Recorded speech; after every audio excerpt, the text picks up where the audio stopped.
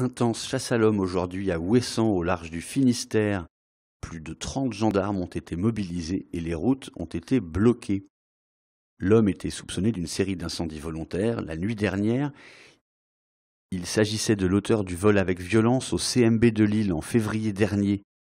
Une détonation a été entendue. L'homme s'est finalement suicidé.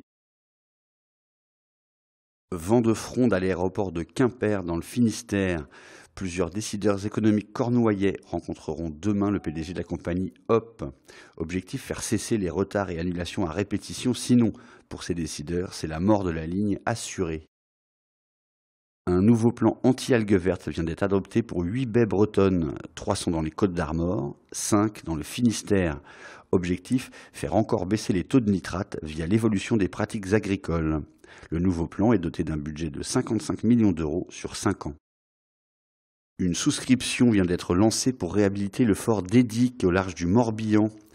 Il vise à réunir 270 000 euros pour y développer un pôle nature et patrimoine. Construit en 1850 puis désarmé en 1875, le fort a servi pendant un siècle de dépôt à Goémon. Il a été racheté en 1979 par le Conservatoire du Littoral. Enfin, encore un record en solitaire pour Francis Joyon. Le marin de la Trinité-sur-Mer a traversé l'Atlantique en 5 jours, 2 heures et 7 minutes. Un record établi d'ailleurs en passant, puisqu'il s'agissait avant tout de ramener le bateau, qui venait de terminer 2e en équipage de la course The Bridge Saint-Nazaire-New York.